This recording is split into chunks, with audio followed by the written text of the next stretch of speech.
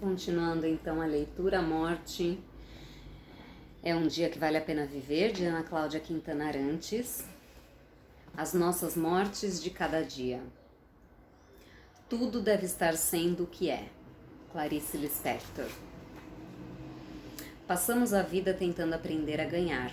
Buscamos cursos, livros, milhares de técnicas sobre como conquistar bens, pessoas, benefícios, vantagens. Sobre a arte de ganhar existem muitas lições, mas e sobre a arte de perder? Ninguém quer falar a respeito disso, mas a verdade é que passamos muito tempo da nossa vida em grande sofrimento quando perdemos bens, pessoas, realidades, sonhos. Temos 1000 razões para sonhar, mas quando perdemos nossos sonhos, não deveríamos perder a razão. Vivemos buscando diversos discursos que nos mostrem como ganhar, como conquistar o amor da nossa vida, o trabalho da nossa vida. Acredito, porém, que ninguém se inscreveria num curso que se chamasse Como Perder Bem ou Como Perder Melhor na Vida. No entanto, saber perder é a arte de quem conseguiu viver plenamente o que ganhou um dia. Cada perda existencial, cada morte simbólica, seja de uma relação, de um trabalho, de uma realidade que conhecemos, busca pelo menos 3 padrões de sentido. O primeiro diz respeito ao perdão, a si mesmo e ao outro. O segundo é saber o que foi vivido de bom naquela realidade. O segundo é saber que o que foi vivido de bom naquela realidade não será esquecido. O terceiro é a certeza de que fizemos a diferença naquele tempo que termina para a nossa história, deixando um legado, uma marca que transformou aquela pessoa ou aquela realidade que agora ficará fora da sua vida. Aceitar a perda tem uma função vital na nossa vida que continua. Sem a certeza do fim, sem a certeza de que algo acabou, é difícil partir para outro projeto, para outra relação, para outro emprego. Ficamos presos em um limbo do deveria, do poderia, ficamos encalhados no e se? É como se parássemos nossa vida entre a expiração e a inspiração. O ar já saiu dos nossos pulmões, mas não deixamos entrar ar novo por nos prendermos ao último suspiro. Esse intervalo é o que mais tememos na vida e do que mais fugimos. Quando terminamos um relacionamento, mas não aceitamos que acabou, ficamos no intervalo. Viramos zumbis afetivos. As relações morrem, mas tentamos mantê-las vivas. Muitas relações apodrecem dentro de nós e contaminam todas as outras. Entendemos que é muito mais difícil vivenciar a perda do que comparecer ao velório dela. Mas superar a perda é muito mais fácil do que ficar no ar irrespirável da putrefação afetiva. Essas perdas simbólicas podem ser mortes mais difíceis de lidar do que a morte real. Na morte real não tem discussão, porém a morte simbólica ou a morte de uma relação, de um trabalho, de uma carreira, às vezes, deixa a impressão de que não foi realmente morte, há algo vivo ainda. E alucinamos acreditando que alguma coisa poderá ressuscitar aquela relação, aquela carreira, aquela realidade. Esse momento de se certificar de que a morte está acontecendo é também um muro.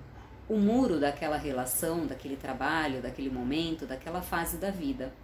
Chegamos ao muro e não dá para pular ou dar a volta. É preciso olhar e reconhecer que existe essa morte, esse fim.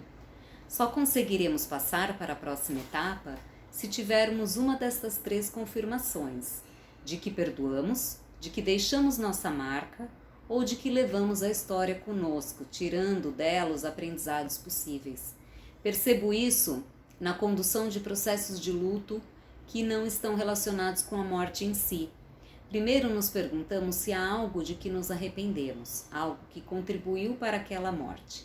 Ter dito o que não devia ou deixado de falar o que devia. Ter dito o que não devia ou deixado de falar o que devia. Se a resposta for sim, nos sentimos responsáveis pela construção daquela morte. Então existe um arrependimento. O segundo ponto é se não seremos esquecidos. Isso acontece especialmente com ex-mulheres e ex-maridos. Alguns fazem de tudo para se tornarem eternamente presentes, não querem ser esquecidos de jeito nenhum, mas deixam arcas profundas de ódio e vingança apenas. Seria libertador caso se fizessem lembrar não pelo mal, mas pelo bem que causaram. O terceiro ponto pode ser uma experiência de imortalidade. Seguimos em frente, mas deixamos algo de nossa essência, de nossa história, naquele tempo, naquele ambiente, naquela pessoa que sai da nossa vida. Vamos falar sobre o fim de uma relação de trabalho. A morte pode ser boa dependendo de quem decidiu sobre ela. Quando pedimos demissão, o fim é mais tranquilo. Encaramos o muro, entendemos que aquela etapa se encerrou e já buscamos outros horizontes, um ano sabático, uma nova área de atuação, um novo cargo que traga mais dinheiro, mais poder. Esse trabalho vai morrer com data e hora marcadas, tudo está sob controle. Se somos dispensados, a dor é maior. E a questão é como vivenciar aquilo que foi terminado, a revelia do nosso desejo. A dor maior sobrevém quando voltamos a atenção para o nosso umbigo e nos damos conta de que o mundo não está girando em torno dele. A melhor forma de continuarmos vivos, apesar dessas mortes que vão acontecendo ao longo da vida, é estar presente nelas. Se vivemos plenamente o amor, então ele pode ir embora. Se vivemos tudo o que aquela relação poderia dar, então estamos livres. Nada nos prende, não há pendências. É a entrega total à experiência que permite o desapego. Entramos naquela relação, naquele trabalho, naquela realidade com o melhor de nós. Transformamo-nos, entregamo-nos àquele encontro e uma hora ele acabou. Seguimos nosso caminho levando o que aprendemos. E é isso que fará com que possamos entrar em outra relação, em outro emprego, em outra carreira, em outro sonho de vida. A busca pelo controle da situação impede a experiência da entrega. Quando isso não acontece, não conseguimos nos transformar e empacamos nesse nó do tempo não vivido, nesse entrave do encontro que deveria ser para sempre. E o encontro que deveria ser para sempre, na verdade, nunca aconteceu. O trabalho que deveria ser para sempre nunca fez ninguém feliz no presente. A carreira que deveria ser para sempre nunca teve potencial para deixar um legado. Tudo o que desejamos que seja para sempre corre o risco de não nos fazer feliz hoje só porque acreditamos que nos fará felizes no futuro. Estamos sempre construindo, sempre em reformas, pensando no futuro. Quando a empresa for nossa, tudo será diferente. Namoramos uma pessoa que não nos faz bem agora, mas quando casarmos será diferente. Quando tivermos um filho será diferente. Vivemos pensando que o diferente não vai acontecer agora e aí, quando acontece a morte, morrem o presente e o futuro. A morte de um passado está no arrependimento de ter desperdiçado tempo de vida com escolhas ruins. Conseguiremos lidar bem com a morte no dia a dia se pararmos de viver felizes somente no futuro. Se eu for demitida hoje, o que vivi no meu trabalho valeu a pena? Se eu olho para trás e digo, nossa, que horror, o que eu sofri. Casamento, trabalho, foram anos da minha vida que eu dei para aquilo. Não me reconheceram. Olha o que fizeram comigo. Eu não devia. Mato meu tempo de vida. Destruo anos da minha vida. A última impressão é a que fica, não a primeira. Conhecemos a pessoa mais incrível da nossa vida, nos casamos com ela, mas depois ela nos decepciona muito. Então a pessoa se torna irreconhecível para nós, um monstro. A impressão que fica é somente a última. O que aconteceu no intervalo entre ser incrível e tornar-se um monstro? Será que tudo não passou de um engano a que fomos levados por nossas conclusões e nossa inabilidade de afastar o lado pessoal? Será que fomos impecáveis com a nossa palavra ou será que usamos palavras capazes de transformar qualquer anjo em diabo? Será que oferecemos o nosso melhor e soubemos aceitar o melhor do outro, mesmo que não preenchesse nossas expectativas? Como esse encontro nos transformou? Quem somos depois dessa experiência? É esse o legado de que falo. Se terminamos uma relação jogando fora o tempo que passamos com aquela pessoa, escolhemos destruir parte da nossa vida. Esse é o grande dilema de todos nós que vivemos perdas simbólicas. A expectativa da perda, mesmo que ela não ocorra, ou a experiência da perda, só se tornará menos dolorosa se ao longo dela nos entregarmos, nos transformarmos e, se possível, se tivermos a oportunidade de transformar o outro. Por isso é preciso pensar muito bem antes de começar relações e torná-las definitivas, principalmente porque nada é definitivo, exceto a experiência já vivida. Nenhuma relação, nenhum emprego, nenhuma escolha, nada é definitivo. Tudo terminará. Se bem ou mal, vai depender de como vivemos cada um desses processos. Se terminar mal, dá mais trabalho recomeçar. O primeiro passo para aprendermos a perder é acertarmos que perdemos. Se acabou, acabou. Não existe prorrogação eterna. A honestidade de encarar o fim é algo que aperfeiçoamos ao longo da vida. Nós nos preparamos para aprender a ver a verdade. Não me refiro a aprender a ver um novo começo, mas a ver a verdade de uma forma amorosa, sem raiva. E para sermos amorosos com alguém que nos traiu, com um chefe que nos humilhou, com um emprego que faz as pessoas viverem mal, é preciso primeiro ter compaixão por nós mesmos. Entender que se tomamos aquela atitude, se fizemos aquela escolha, se decidimos estar ao lado daquela pessoa tóxica, foi porque naquele momento era o que podíamos ver. Então, antes de ficar com ódio da pessoa que nos fez mal, tenhamos compaixão de nós mesmos por ter vivido essa história. De alguma forma, ela pode nos transformar em alguém melhor, ou ela pode nos transformar em alguém melhor. Não em alguém mais amargo, mais infeliz, mais inválido para outras relações e para outro trabalho. Não busquemos a invalidez emocional. Quando falo de morte real não aceita, temos o luto complicado.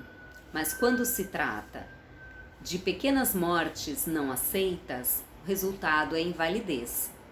Ficamos inválidos para relações novas, para trabalhos novos, para projetos novos, porque nos destruímos junto com o desfecho da história anterior. Escolhemos ser vítimas. Não deveríamos. Quando nos tornamos vítimas, naquele processo do fim, quando fazemos escolhas baseadas em motivos errados, um fim doloroso é praticamente certo. Se escolhemos determinados caminhos para agradar ao outro, se fizemos algo apenas para nos sentirmos amados e aceitos, então entramos em uma guerra quando o fim se aproxima. Existe uma guerra pelo poder, que passa por sermos reconhecidos em nosso sacrifício. Muitas vezes entramos em uma fria afetiva ou em uma fria de trabalho porque acreditamos quando nos disseram: sem você esse projeto não daria certo, ou preciso de você para viver, ou você é super importante. Nosso ego foi lá para cima, provavelmente começando uma história de profundo fracasso, que logo ao virar a esquina nos empurrará para o abismo. Sabemos que estamos diante do abismo e assim mesmo decidimos dar um passo à frente. Quantas vezes não fizemos isso na vida? Estamos vendo que o barco vai afundar, queremos sair, mas aí tem aquela falsa força. Não, agora eu sou o capitão, dizemos a nós mesmos.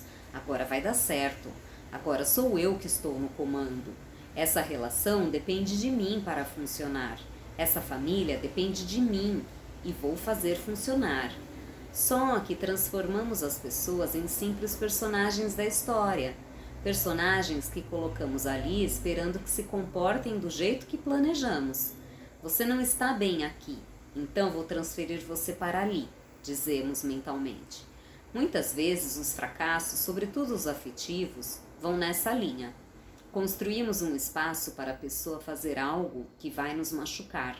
Muitas vezes repetimos o mesmo padrão para validar uma ideia que acreditamos vai funcionar.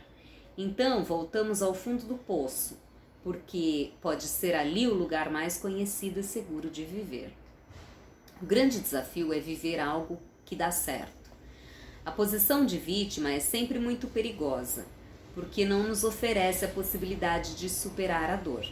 A questão não é assumir nossa culpa pelo mal que nos fizeram. A questão é: fui maltratada, fui humilhada, O que eu vou fazer com isso? Afinal, o processo já aconteceu. Vingança e mágoa não curam. Nada do que acontecer mudará a nossa experiência. A escolha do que fazer com essa experiência é o grande poder. Esse é o nosso verdadeiro controle. O livre-arbítrio não tem a ver com o que escolhemos para a vida. Ninguém escolheu conscientemente ter câncer ou demência. Ninguém escolheu conscientemente morrer em um acidente de carro. Existe a crença de que escolhemos a vida que temos, bem como nosso pai, nossa mãe, nossas histórias. Mas o que temos, de fato, ao nosso alcance é a forma de viver essas experiências. Se alguém que amamos morre, essa pessoa não vai reviver porque ficamos zen ou porque estamos revoltados. A experiência acontece e pronto. A pessoa continua a fazer parte da nossa vida por causa de tudo que vivemos com ela. Ela já é parte da nossa vida, sempre será. De uma forma ou de outra, teremos que atravessar o espaço de transição, de intervalo. Aqueles que não se entregam a esse processo da perda não se renovam para o próximo passo. É como se ficassem presos no canal de parto. Saíram de um lugar, mas se recusam a chegar a outro. Estacionam na perda. As pequenas mortes talvez sejam as mais dramáticas porque continuamos plenamente conscientes do que está acontecendo depois que acontecem. Entregar-se a essa dor é o melhor jeito de deixá-la ir embora. Terminou uma relação? Viva o luto da relação. Foi demitido? Viva o luto dessa perda. Viva, experimente essa dor, não fuja, não minimize covardemente aquilo que foi vivido. Se foi uma experiência de 25 anos de casamento, 30 anos de relação, 30 anos de emprego, não podemos simplesmente assassinar todo esse tempo. Quando entramos em uma história nova, a melhor forma de vivê-la é pensar que vai acabar. É preciso vivê-la intensamente para que na hora H possamos dizer: valeu muito a pena, deixei um legado, transformei, não serei esquecido, entrei para ganhar, entrei nesse emprego para dar o meu melhor, entrei nessa relação para dar o meu melhor. O que tem que vir conosco das histórias passadas é a transformação que elas nos proporcionaram. Não levemos a história, e sim o produto da história. E a história só terá um produto se tiver mesmo havido um encontro, se realmente mergulhamos nela por inteiro. É muito mais fácil elaborar o luto de um grande amor do que o de uma relação de guerra. Os lutos mais complicados vêm das relações ambíguas, onde havia amor e ódio. Restam muitas arestas. Quando existe amor, a morte vem, mas não mata o amor. O amor não morre.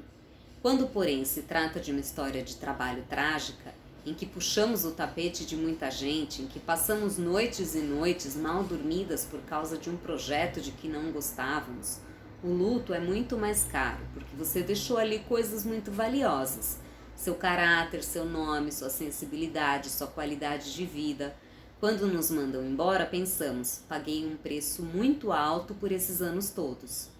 Agora, quando perdemos um trabalho que adorávamos, que nos transformou, onde crescemos, onde alimentamos sonhos, claro que dói, mas sabemos, valeu a pena por tudo que eu aprendi.